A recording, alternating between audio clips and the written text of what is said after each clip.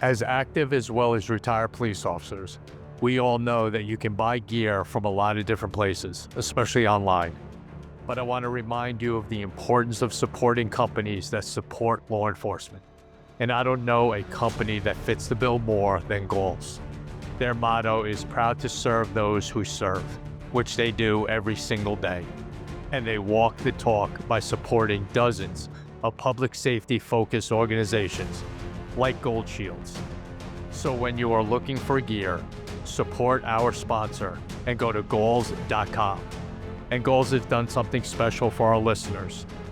Go to goals.com and use the promo code GOLD15 and receive 15% off the next purchase you make.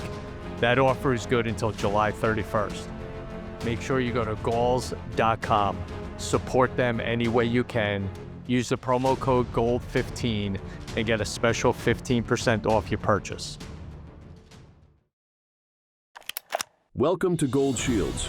Join NYPD veterans Tom Smith and Dan Murphy. With over 50 years of combined experience chasing drug lords, dismantling cartels, and hunting terrorists.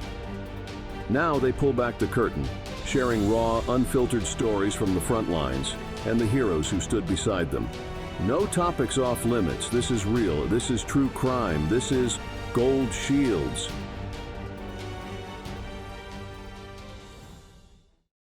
Welcome back to Gold Shields. This is Dan Murphy, along with my partner in crime every week, Tom Smith. How are you, brother? I'm good, man. Looking forward to this one. This is cool. This is kind of take two. We had some serious technical issues a few months ago with getting this out and got it all straightened out and rescheduled. And here we are, Dan. Homicides in the house today, buddy. Who do we got? We have somebody who is, unless you were a detective or an investigator working cases in New York City and slogging your way to crime scenes here and there, you may not know her unless you've seen her on television, unless you've read her book, What the Dead Know.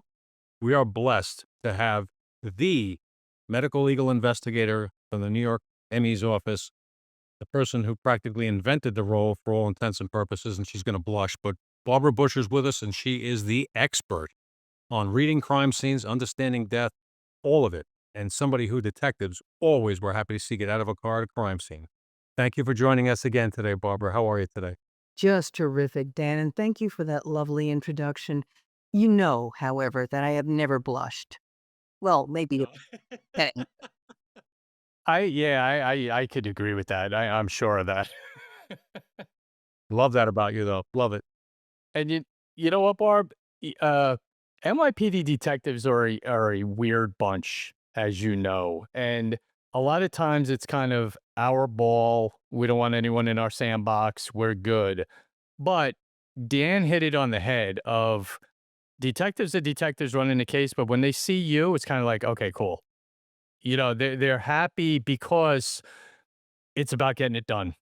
It's about getting the bad guys, getting the evidence, getting everything done the right way, and you are certainly that person showing up to a crime scene. So, how was your relationship with detectives? Did sometimes it take a little to kinda get in there, or was it always, "Hey, Barb's here, let's go"?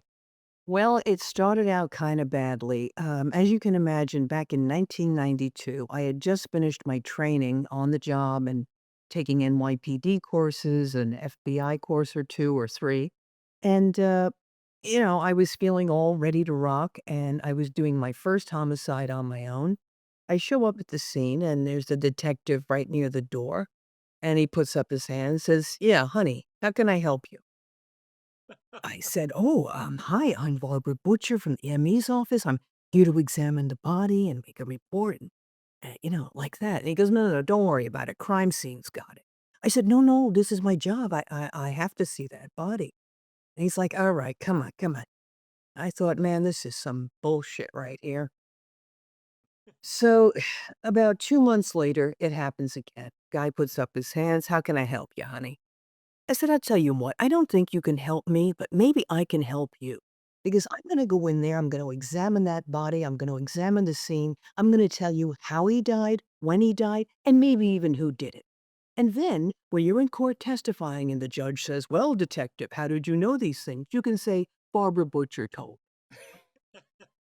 And he went, "Whoa, okay." And I love that. that I think that word spread, because I was welcomed after that. They figured, well, she's weird, she's eccentric, she's crazy, but she's really into this job. And, as you know, I love NYPD. My dad was PD, my cousins, my uncles, and fire, of course, too, but PD was where my heart is. So I love those guys. I love working with NYPD detectives. There is no one better in the world. And so my enthusiasm for working together and my enthusiasm from or learning from the guys and the women of NYPD, it got me into a good place. But why don't we back up for the audience that may not be familiar with what a medical legal investigator is, an MLI? Um, that's where you made your mark in the New York Medical Examiner's Office. Tell us about that role specifically. What drew you to it, too? It is a role that very few people know about. On television, when there's a homicide, you might see a forensic pathologist show up at the scene, stand there, hands in the pockets, looking down, poke their finger into a wound and say, "Yeah, boys, gunshot wound. Looks like 3 to 4 hours to me." Well, of course, it does not happen like that. And imagine a forensic pathologist, they're charged with doing autopsy. They're in the middle of a case. Homicide comes in. Are they gonna get up, leave the body, and head out? No. So that's where we come. Medical legal death investigators are specially trained in the scene investigation of death. So when you have a gunshot wound on the autopsy table, you want to know the cause of death? Sure, it's right in front of you. Gunshot. But what's the matter? Is it a homicide, a suicide, an accident? Could be anything. Excuse me. So my job is to go out and gather the information and evidence to determine the matter. So I go to the scene, introduce myself to the HMFIC. Um, I'll spell that out. The head mother in charge. And, get the story. I'll go into the scene and I will work with crime scene, with the detectives, with everyone. And together, cooperatively, yet independently, we will investigate the scene and the body. So the body belongs to me, the scene belongs to the police, but it's my body that makes it a scene. So as far as I'm concerned, it's all mine. Now, does NYPD like that? No, no, no, no, no. But they know I'm respectful and I have huge respect for the role. The police. Mine is to provide them the evidence they need from that body so as to make a more narrow, a more accurate investigation. If I tell them, "Oh, there's a lot of stab wounds here, preponderance of them is on the left side of the chest." So you're looking for a right-handed guy, right? And look at the angles. They all come from above. You see the wound, the angle of it, maybe someone taller than the victim. And he has blonde hair and blue eyes, and I know that because he was caught on the security camera on the way. So That- that's my job, to go there to the scene and provide a context for the death. it- Listen, everyone better for the next like few minutes, like buckle up because Barber is not like any other guest we've had. This is going to be a straight shooter of what this is all about, New York style. That's for sure. So the one question I got, and we've all run into this, you know, you get to a scene, you get a body, you get all that, and you have an idea of what happened and all that, and then all of a sudden it goes flip and it's not what you thought. How often is that not that it happens often, but your experiences with that? I'm happy to say that I have flipped a scene on its head, but always toward the good. For instance, I get called to a tenement up in East Harlem, and we're on the ground floor. There's a stairway coming down the left, hallway on the right, mailboxes, and that hallway leads out to an alleyway. Laying at the bottom of the stairs is a guy face down, and he's got a nice round hole. in his head. Very nice little hole. Obviously a gunshot wound, right? Especially since there are 22 casings all over the floor. Well, why were there so many? Let's file that. So I'm looking more closely at this guy. I turn him over, and first of all, he stinks of alcohol. It's just coming out of his pores. I could have gotten high by inhaling him. And he's laying there, and I noticed that this circular wound in his head has a like a crush injury on the margins. It hasn't got that clean abrasion of a gunshot wound. It looks kind of crushed, and even maybe I see some little lines coming off it, as if it were a laceration from a blow. I look more closely, and it appears that where he's laying is where the walls come together and they have a very sharp corner. And you remember some of these old tenements, they have a stone molding around the base. So this stone molding, as it comes together, forms a very sharp point. Now I look at the molding real carefully, and it's bloody, and there's a little bit of tissue on it. Aha! This guy was not shot. This guy was drunk, fell down the stairs, slid all the way down, and hit that corner with his head, making that hole, fracturing his skull, and came down with some good speed. Now, why do we have 22 casings? Well, an alert police officer goes out to the alleyway and sees that there are targets out there. Kids have been using this hallway as a shooting alley. They stand in there, they play with their 22s, and they shoot into the alleyway where the children play, where the grass is growing and the flowers are blooming, okay? So everyone was really happy when I said, "Hey guys, this is not a homicide at all. It's an accident." So it happens. It happens. But I couldn't blame them. It looked for all the world like a gunshot wound. It would have been very easy for someone to just say, "Yep, 22, gunshot wound, next, homicide." That's why your role is so vital, Barbara. It's so vital because when you come to the scene as detective and you get called by patrol, we got a homicide. Your mind is already thinking. When you're on your way there, you're thinking, all right, we got a homicide. Now we have to figure out what happened. Looks like it, smells like it. I think we have it. But the body tells the story, not the cop that told you, not the 911 call. The body tells the story. In a case like this, if you're a detective there and you mark it down as gunshot wound homicide and it goes down for the autopsy and it comes back, yeah, there's no bullet, no exit wound. You do not have a shooting. You've got a cuppy. You've got kicks it back to the police, cause unknown, pending police investigation. You figure out, officer, what happened. And the best time to figure that out is at the scene, not a week later, right?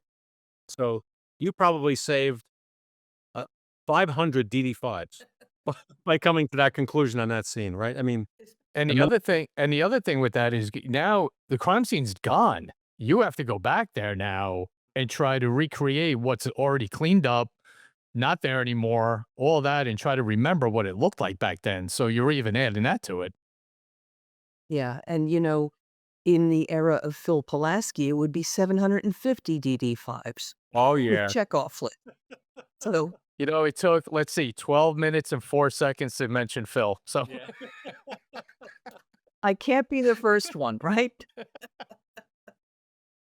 Uh, we we could ran do into a show him on about a him year one day. ago. Yeah. We had a good chat with him about a year ago someplace. But, one of the most interesting things people, everybody seems to know because of true crime shows and television reporting.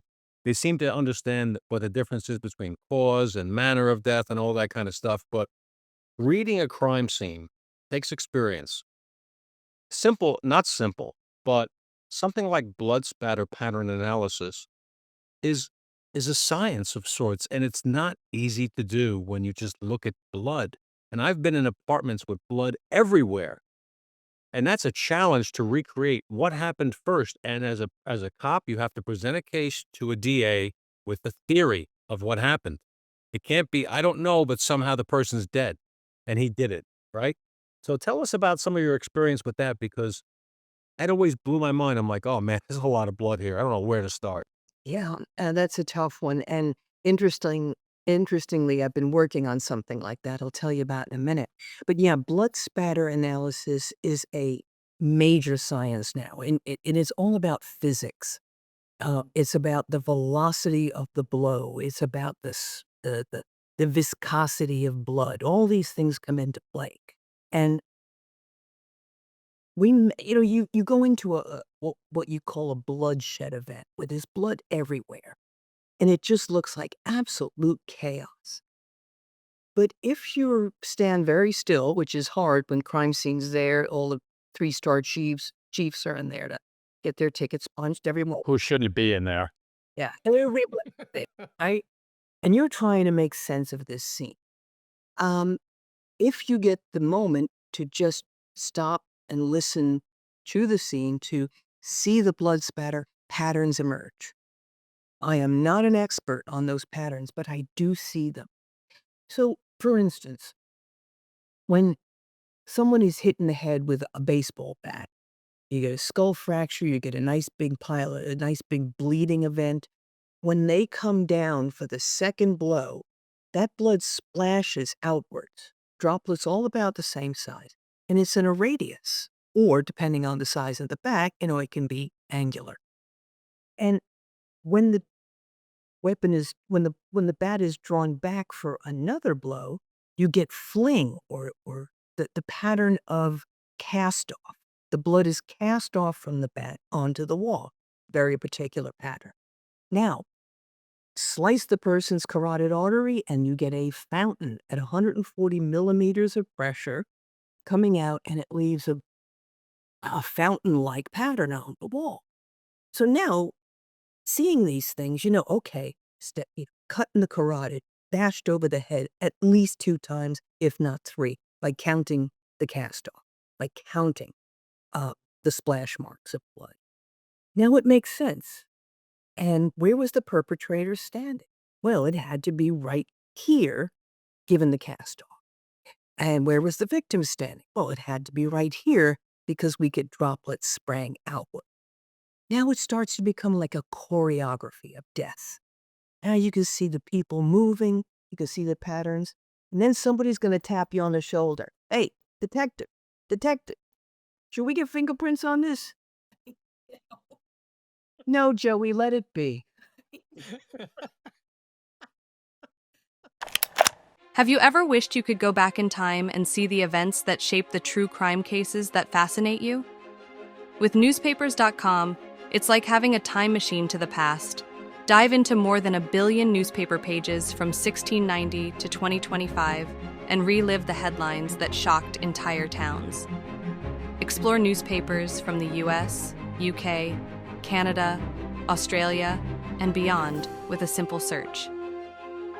Read the breaking news as it happened, crime scene reports, witness testimonies, and courtroom drama.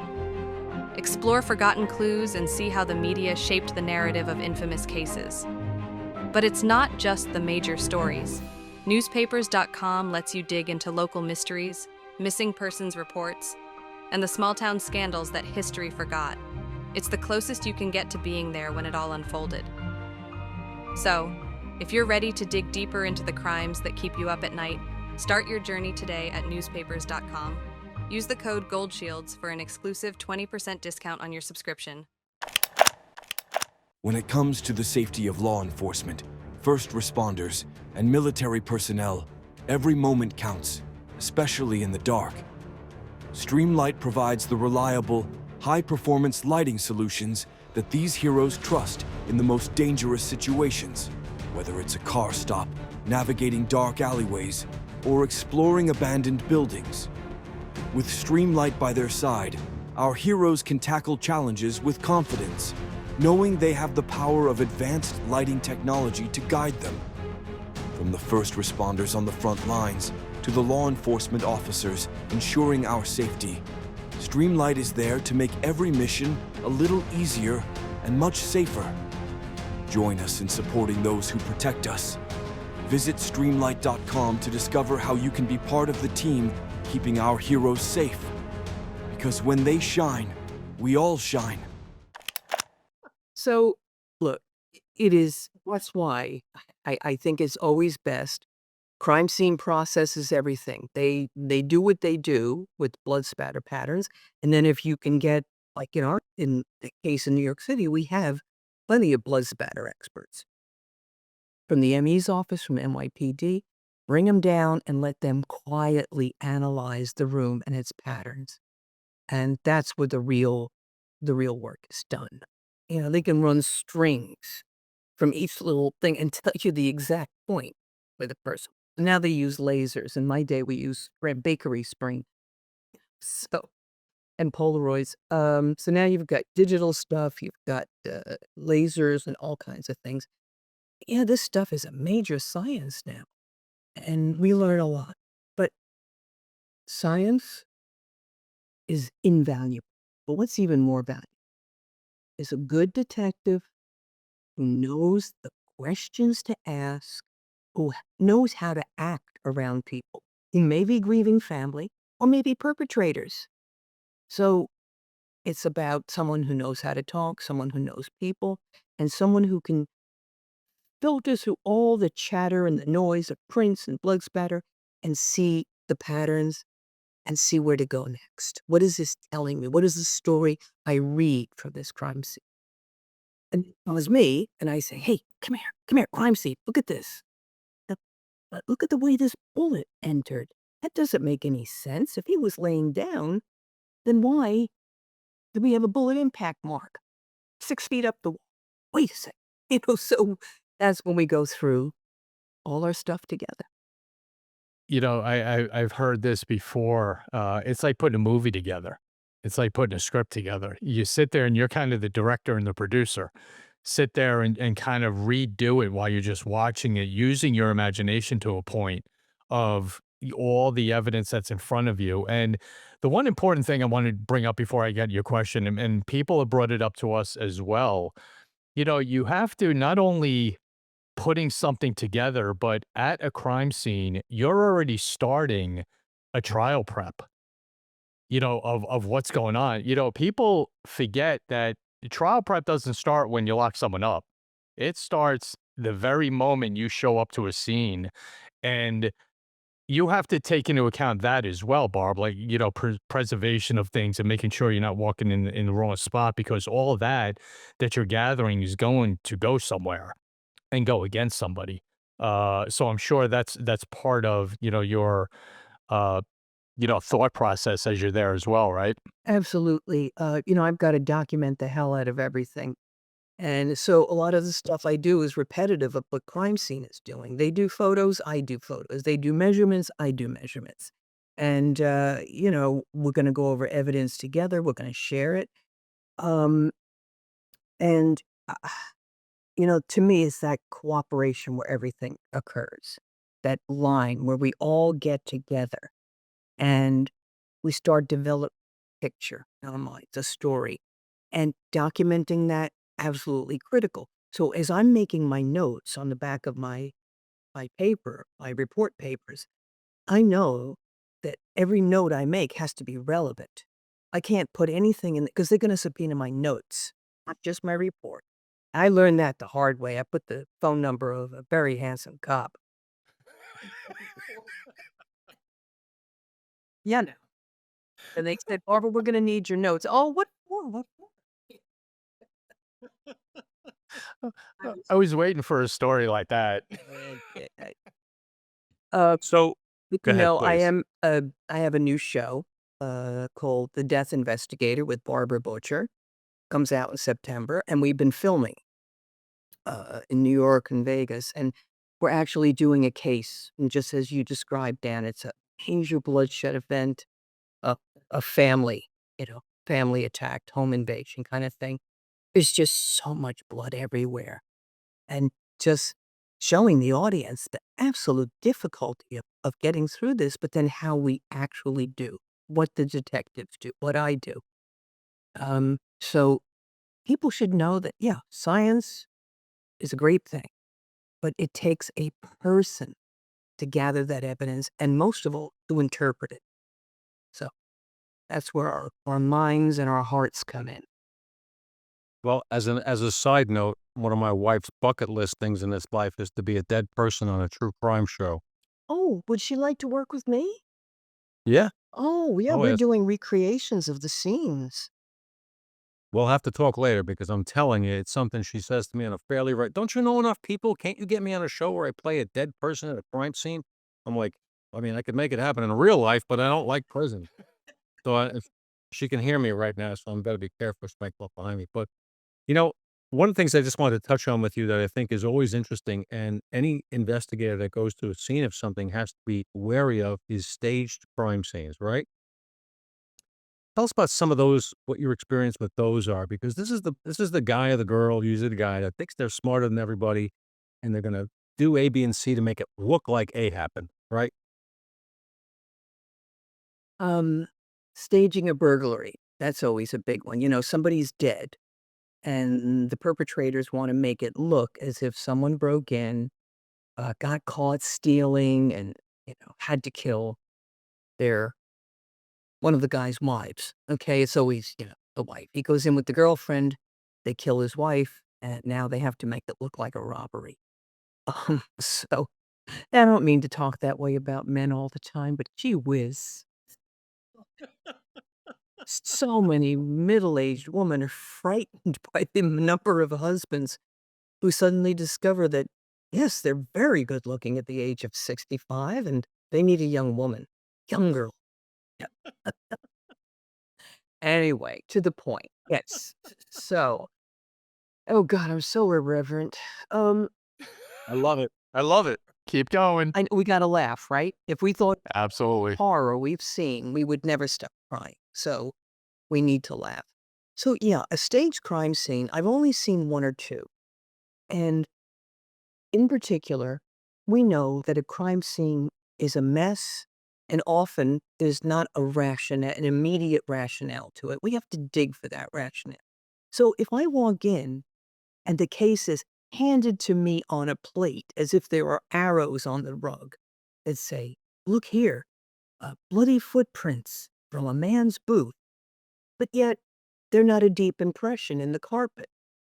Oh, wait a second. Did somebody walk in blood in those boots, or did they use their just pick up the boot, put it in the blood, and dip it in the you know, I mean, it looks weird. It's even hard to describe. There's a certain weirdness about a stage crime scene. Oh, pulling out the drawers. They pull out the drawers, but a true burglary, they yank the drawer out, they dump it over, or they just toss everything willy-nilly. Stage scene, they might pull out the drawer and grab a handful and throw it to the right. It doesn't belong to the right. It belongs dumped straight out or over your head. It belongs in a straight line, not to the right or to the left. It's those little things like that. Just what feels normal, what feels natural, and if it's too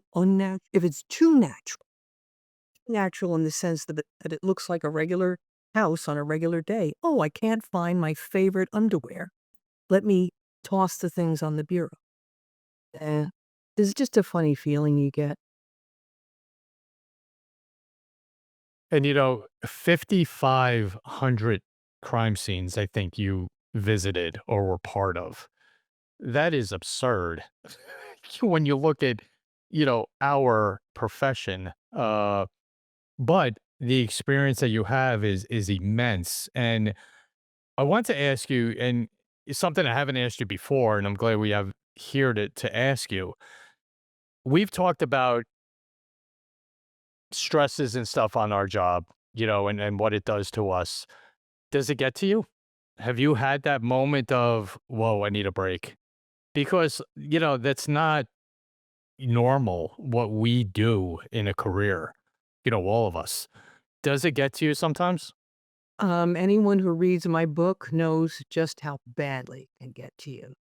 I'm very fortunate that I stopped drinking before I got on the job because otherwise I would have been long dead or drying out in some sanitarium somewhere, till they pays for so many rehabs it was taking up my yearly salary. Um, this job is the most soul-crushing job that I can imagine having. But why do we do it? Well, it's a calling. We don't choose to go out there and have our hearts broken, but you get a calling. You know you can do something. You can make it different. You can help somehow. So, what I learned early on, I ignored, and that was I was in training. I was watching the autopsy of an 8-year-old girl, been raped, smothered, thrown in the garbage heap, dead. And the pathologist doing it, young woman named Jackie Lee, I said, how the hell can you do this every day? This is back when we're getting 2,400 homicides a year. Now you're lucky if you get 300. Business is so bad. So, in my day, you could be guaranteed to see 2, 3 a day. So I said, Jackie, how can you stand this? You're doing this every day. She said, Barbara, when you leave this place each day, you have to surround yourself with things of beauty, nature, art, music, food, love. Just absorb creativity because it's the only way, the only defense against the death, despair, and destruction that you're going to see every day. And I thought, well, that's some hippie, trippy bullshit. I'm not paying attention to that. I'm tough. I'm strong. Nope. I learned to detach. I come into a scene, I see a mother and a son. They're laying on the ground. The kid's about 14. They're both shot. My heart goes, a kid. What good am I to that kid and that mother in that state, in that emotional state of terror and grief? So I shut down. Bang. Emotions close down. I become analytical, cool, and I do my job. I look for the forensics. I look at the victim. That's the only thing I can do to help. And so for a while I did that. But then I found I couldn't lift that thing anymore. I couldn't lift that shield. I'd come home grouchy, sulky, brooding, and I hear things like, oh, we're going to have to paint this kitchen. You're like, why don't you pick a color? Because, I'm so tired of this. Shh. Do you have any idea what I've seen today? Oh, ever mention paint to me? Never. But, it's not fair to our loved ones, right? They didn't sign up for this. We did. So then I finally got myself a little house in the country, cheap little place. I think I paid $50,000 for it up in the Catskills. Had a little stream, big yard, lots of tree. I got a dog and 2 cats. And I went up there and I literally hugged a tree. I had a sycamore in the front yard that I loved. I'd go out there and I'd just hug it. I'd play with the cat and dog. I'd sit by the stream and trout fish and then throw them back because I can't bear to kill anything. So it worked. It helped, but not enough. Not enough. Because after 10 years of evil and sorrow and just the worst of humanity, I was dried up. I was just no more emotions. How many relationships broke up? Couple, 2 marriages. Yeah. I was unbearable to be around. You know what? Just and Dan's gonna go in a second. I just want to get this out that if you just listen to you and what you go through, what you went through, and all of us, on an average, the regular person has about 2 or 3 traumatic events in front of them in a lifetime. In a lifetime, 2 or 3. You do 2 or 3 in 2 hours. And that's what when people say, "Oh, wow, cops are this way or investigators are that," yeah, you're right, because of what we have to deal with and what we see every day. And you just heard it. And, I heard that stat one time and you just shake and think about what we, all went through. And, you know, it's pretty intense. Yep, and there's still not enough help for it. But that's another topic we'll get to. Sure, they got to do something. Too many suicides among cops. Too many episodes of, like death investigators. I saw gambling, drinking, affairs, all kinds of things. Because the pain, you have to distract from it. But there are more constructive ways to do that. Still, eventually I found a way out. That was by leaving the job, but no, it's still there. I would imagine it is. Really enjoyed your book, What the Dead Know. When I got it and I read it months ago, before the first time we spoke. I wasn't quite expecting so much candor about your personal life and your personal struggles, but I appreciated it so much.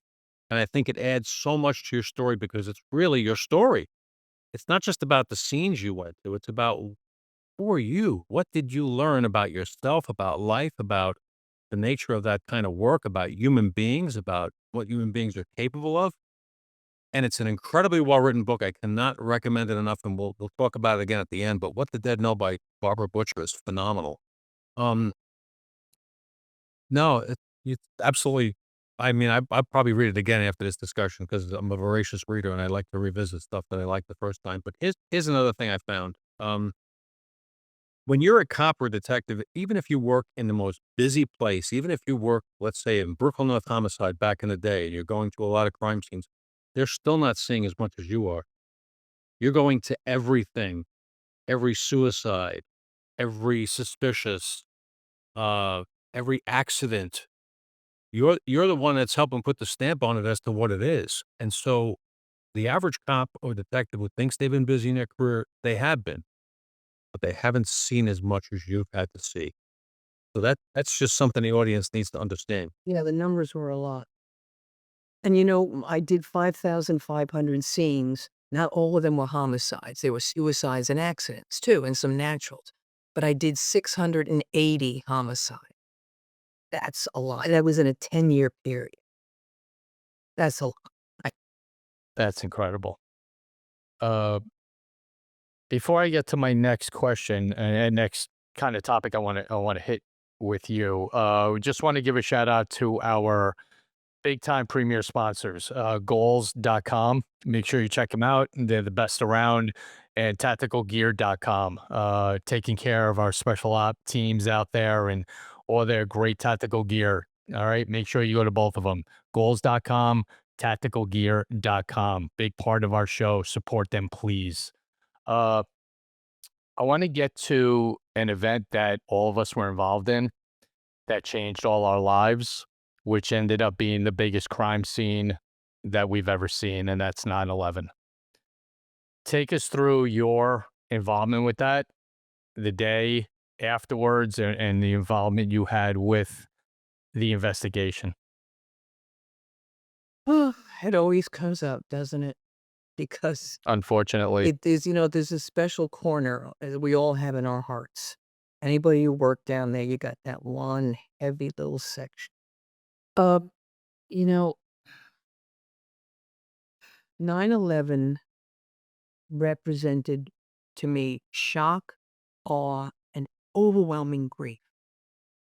The things we were seeing were senseless. They made no sense at all.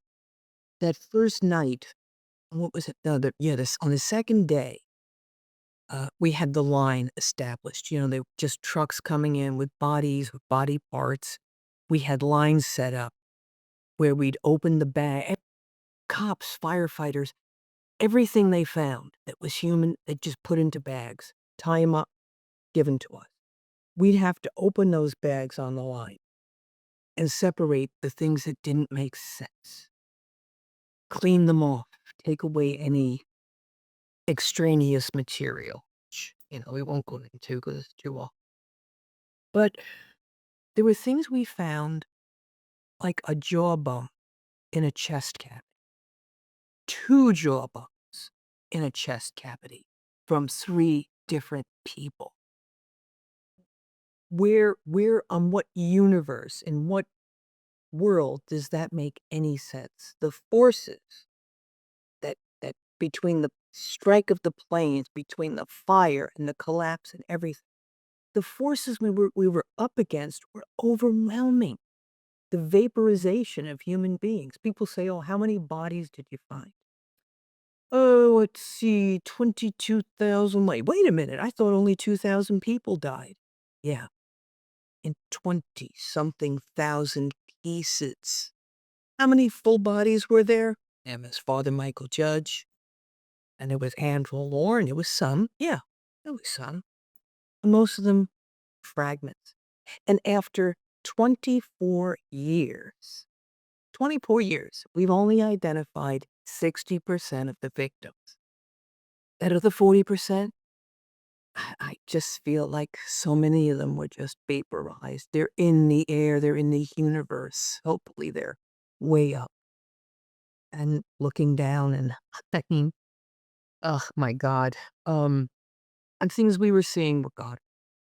And people wondered, they say, well, Barbara, why do you have to go down there and investigate deaths? Uh, we already know what happened. They all murdered, and we know how it happened, and we even know who did it. Well, my job includes identification of the human being. Without a name, we don't have anything to give to a family. We don't have anything we can call evidence of a certain point. We can't say, oh, the strike occurred at Cantor Fitzgerald because we have this body showing the burn pattern. No, I have to know who that person is. There's so much involved in identification. So my particular job was remains recovery. And then another investigator took over identification. And we just ran with it. And, we were also running our regular operation at the same time. We separated parts of the building. And you had everyday homicides, everyday suicides, and accidents, and then World Trade Center, and then Flight 587 just a month later. We were running 3 tracks. Then comes ugh, anyway, it was overwhelming.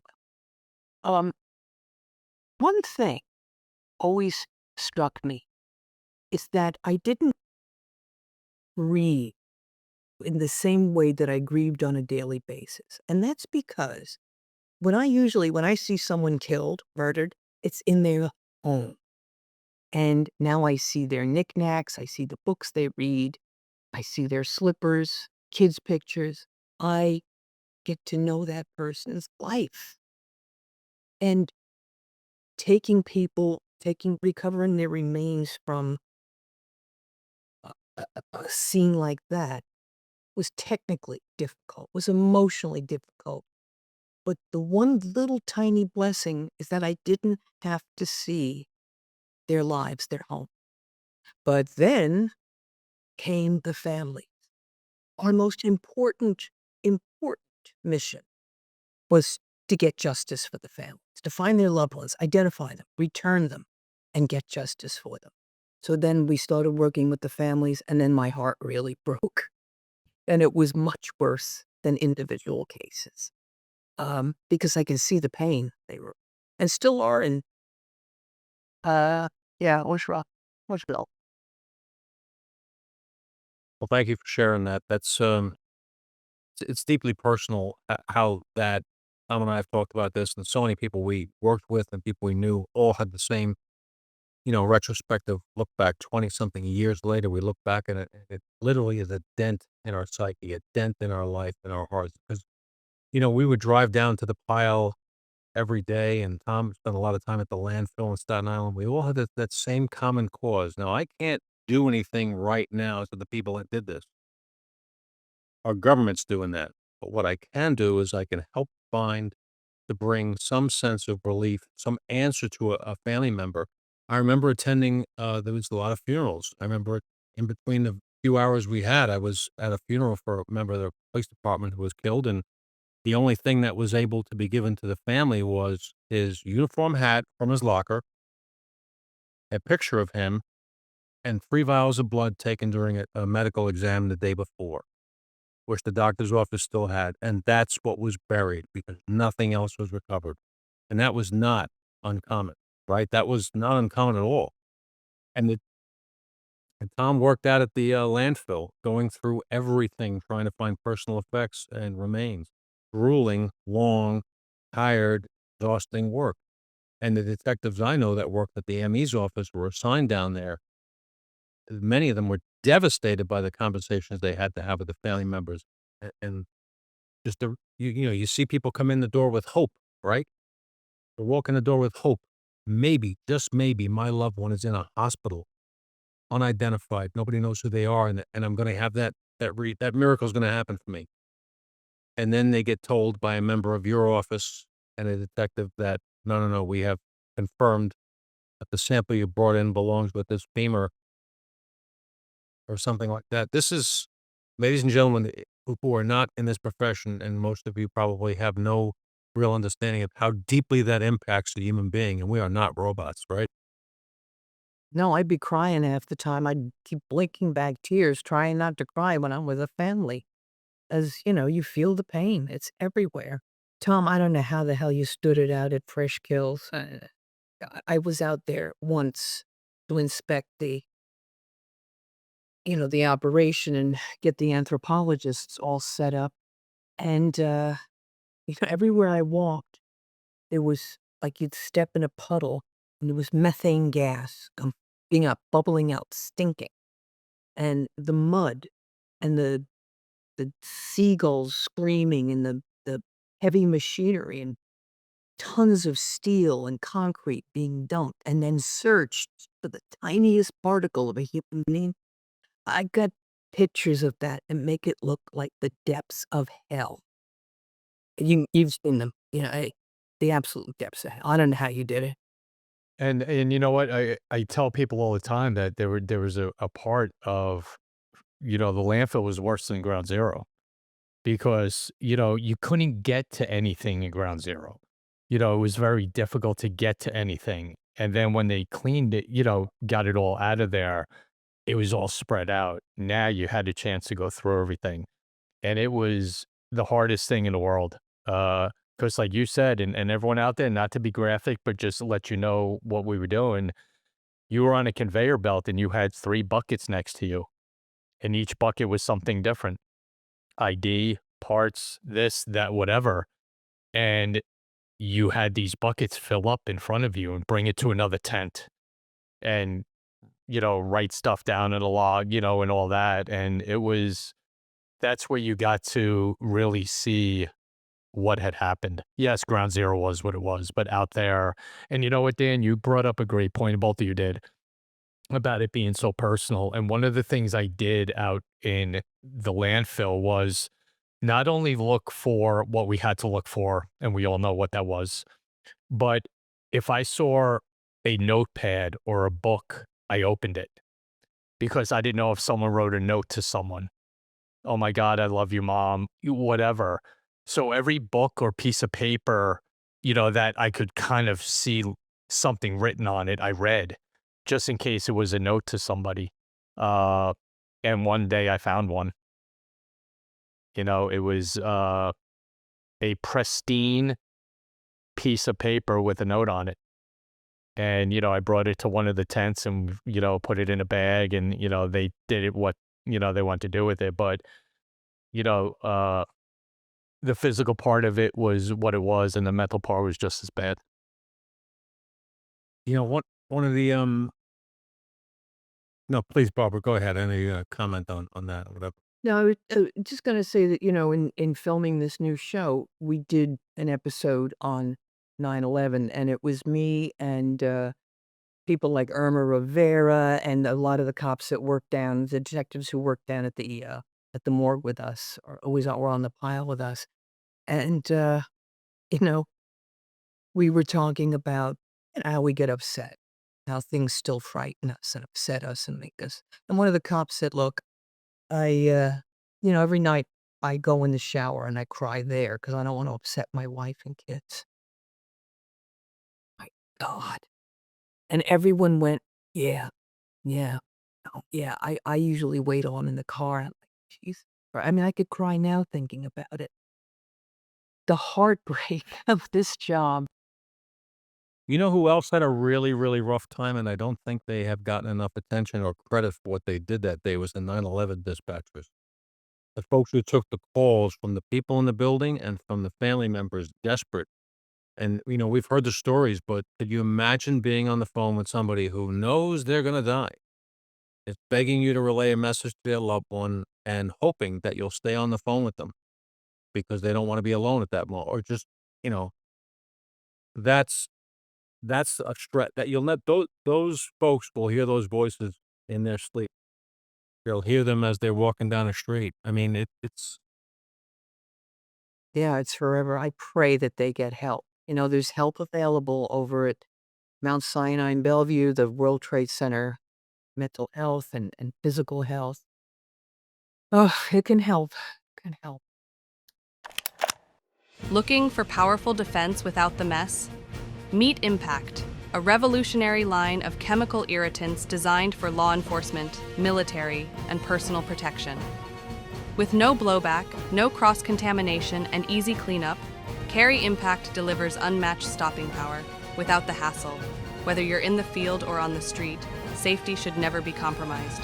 Protect yourself with the next generation of defense. Carry Impact, stopping power, redefined. Patriot is a premium whiskey hard seltzer. We've carefully crafted 4 flavors that not only taste exceptional, but can be enjoyed on any occasion, anytime. We're committed to giving back 5% of all profits to the core groups we call the backbone of America. We are proud to help those who serve our great country. This is America's Seltzer, the brand that stands for quality, community, and the American spirit. It's not easy, everybody. And that, we didn't mean to, this was not a let's get everyone crying and depression thing. This was a, kind of opening of this is not an easy job. No matter if it's a regular day in the Bronx and you show up to a homicide or it's 9/11. It's not easy. And we talk about mental health on this show all the time. And that was just a glimpse into it, everyone. We didn't mean to just go off on just sad story after heartbreak, but it's part of it. And it's part of our world. And when you deal with death investigations, it's part of it. And you take it home and it sticks with you. And everyone who says it doesn't is lying.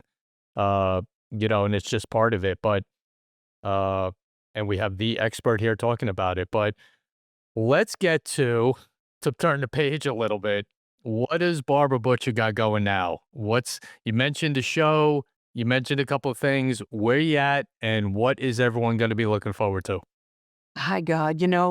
I have to say, through all the heartache, I wouldn't change a day of it because it has taught me things about life that I couldn't have gotten anywhere else. And it's led me to a place where I can now take away some of that pain by being creative. And now I have a platform to talk about this stuff. It's amazing. And I'm so grateful for that every day.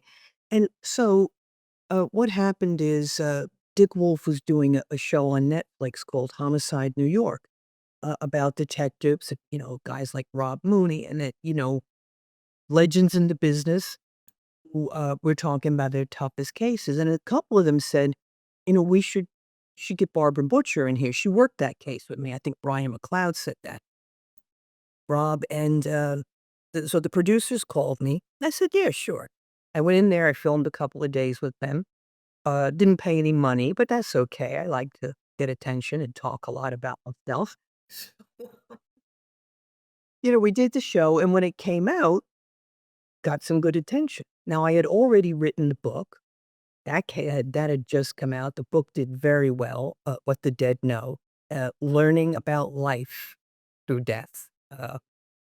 And, the book was doing well, the show was doing well, and Dick Wolf bought the option to my book, make a scripted series they're working on now. And then he gave me a show of my own called The Death Investigator, Barbara Butcher. Now, in this, I go through some of my old cases with the detectives who I worked with then, or, guys, even when I was a supervisor, who I was, knowing that case. So I get to be with the guys again, and we get to talk about what happened with that case, what happened to us, and how it was solved, and how we get justice. It's a very emotional show too, though, because we're out of the gang now. We're retired, but those memories never leave you. And another thing that never leaves you is that sense of part of me wants to go back because I want to be relevant in the world. I want to keep doing something for somebody. I know. So now at least I can write about it. All right, maybe that'll help. So yeah, so I have that show is coming out in September on Oxygen first and then Peacock. So yeah, what the Death Investigator. And then I shot season 2 of Homicide New York for Netflix. That takes a year to come out because they have to translate it into 50 languages. And I'm working on a new book. Uh, it's going to be a novel, but it will be about a true case. I just have to change a few names. Like get killed or do even worse. Yeah. So yeah, there's a lot going on. I mean, what else could I possibly ask for in life? I've got it all now. That is fantastic. So happy for you that you are continuing to stay busy and active in the world that, for all its pain, for all its downside, we all love. We loved it. And you were a significant part of finding answers, whether it be ordinary, normal, sort of accidental type things or suicides or homicides. For so many people, you have no idea how many lives, how many families, etc., that your work touched. You don't. I'm sure you don't, but they do. On some level, they understand it, and you still want to contribute. And your shows, your book, is all spreading the word about what you learned about yourself, about life, about death, about all of it, and it's all valuable. I learned a lot reading your book, and I can't wait to read the next one. I can't wait to see the next series of New York Homicide. It's just an honor to know you, Barbara. You're an exceptional person. You're a true professional on the job, and you're carrying on that work in your own way now. Thank you for that. Thank you, Dan. You're making me tear up here.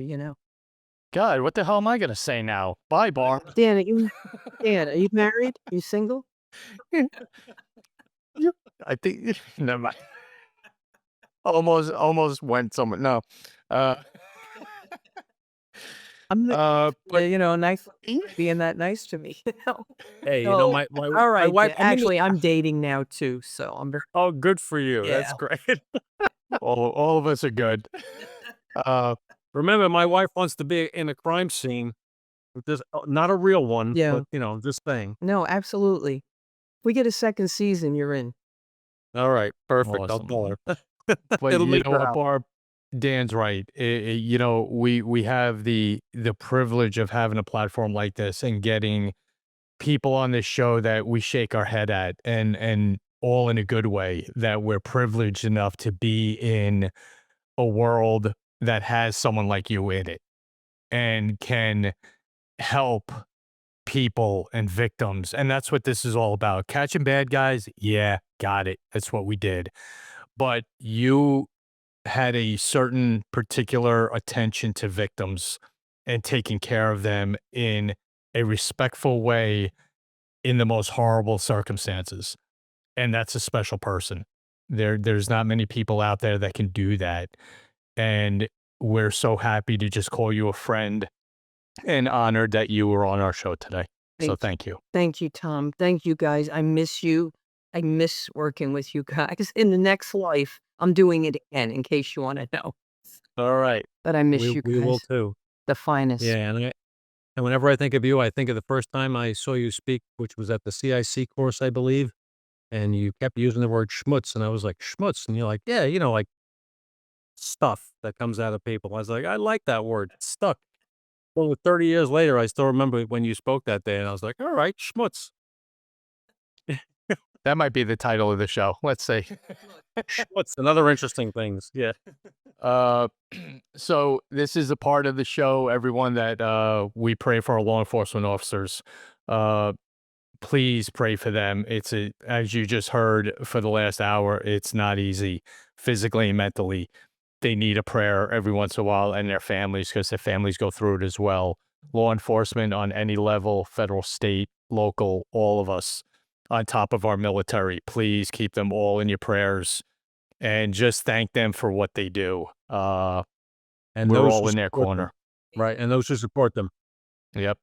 So please do that for us. And as always, thegoldshieldShow.com, youtube.com/goldshield. subscribe to us, hit the button, get the bell, get the notifications, all that good stuff in all our audio channels, as well as all our sponsors that keep us going. Please support them as well, as you'll hear in a little bit. And don't go anywhere. We got overtime coming up, which every cops loves. But for myself and my partner, Dan Murphy, and an incredible interview with Barbara Butcher, who is the best. Thank you so much. Everyone out there, please stay safe. We'll see everybody soon.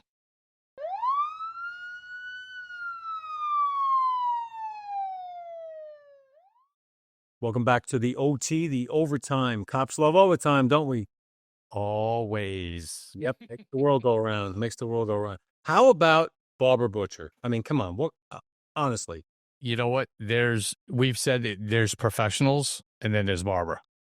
I mean, that's it. That sums her up. There's pros in this profession who do an incredible job, that painstakingly do everything they can to get something done. And then there's Barbara.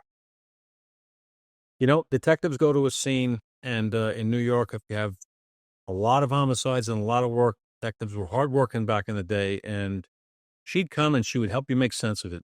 And she would come and she would just explain things, look at things, put you on the right track right from the get-go, as opposed to making assumptions or making an uneducated guess as to something that happened. She would bring that experience in and help many detectives with many, many cases over the years. And she's just a gem of a person. She managed to maintain her sense of humor as well as professionalism all in once. I love her dry sense of humor. I think she's a riot, but she's also a very, very decent, sweet person. And what a pleasure to meet her. Yeah, I mean, it's, and you watch her and you listen to her, and you can picture, Dan, a crime scene and her just standing there with her eyes closed and just going over the whole scene in her head. And all right, that's there, and putting that puzzle together. Like I said during the interview, a movie, you could just picture her doing that, and that's a talent that you don't learn that. That's just in you, and she's just that type of person that can put together things, and she did. I mean, like we said, detectives are paying sometimes, of it's my ball, but she was Barbara's here. Cool. Let's go. Fantastic professional, great human being. She's doing so much right now. I couldn't be happier for her. Watch the New York Homicides show series. It's great, compelling TV. And read her book, the first book. She's going to write another one. The first one, What the Dead Know. I couldn't put it down. I read it in 2 days. It was like, this is compelling. She's just a fascinating person, and she still continues to teach and help people. So, yeah, and it's more than that. Oh, she's great. And everything, like we said at the end of the show, everything she gets, she deserves. Because that woman did everything she could possibly do in a career. And at the top level. Not like, we had a career. Top level investigator of all time. I mean, well known. You've mentioned her name everywhere, and it is, but she deserves everything. And you're right, her book, check out, Homicide New York, all that, because she's awesome. She's so great, and we're just privileged, Dan. We say it all the time of who we get to have on the show. Amazing people. Amazing. And we may have done the job, but you still, you shake your head at a kind of, law enforcement royalty in a roundabout way. Oh yeah, no, you're absolutely right. She's in that realm, and you get to learn a lot more about her through her book, through her TV series that she's involved in, the new one that she's going to be involved in. She's out there. There's plenty of material about her. Read about her, learn about her, and get to appreciate somebody who's a true professional who had to face down some of the darkest scenes imaginable, and then some, and keep her head up and be professional for the benefit of the victim and the victim's family. And she gave a lot of her soul to that. So she's somebody who deserves to be honored for that. And when she talked about 9/11, very, very moving, or very true. And people who weren't there, I tell you, it was a rough experience. And she, even doing what she had done, it was rough for her. So, yeah. And I didn't expect that. I didn't expect that with that question. I just figured, like we do all the time, and we've been asked it. We've talked about it on our show, on other shows that both of us have been on. And you just tell, the story. I did not expect that explanation. And thank you. That got me. That was tough. That was tough. But Great person, Barbara Butcher, and we were blessed to have her on. And just another one, Tom, just another amazing person. Every single show, how the heck are we so lucky to have the people that we have? I don't get it. yep. And you know what? Someone's looking down on us. Someone's taking care of us, making sure we get the right guests out to our audience out there, which we're so thankful for. And everyone out there continue to, support us. Can't thank you enough. On, our website, thegoldshieldshow.com, the YouTube channel, audios, all that stuff. And please, part of our show is our great sponsors, Galls, Tactical Gear, Streamlight, newspapers.com, Patriot Seltzer, Impact, everyone. Just please make sure on all our posts, we always put their websites. Go to them, continue to support them. Yep, and our premier sponsor for the OT every week is Fairline Security Services, fairlineservices.com, Upper Midwest and expanding nationally.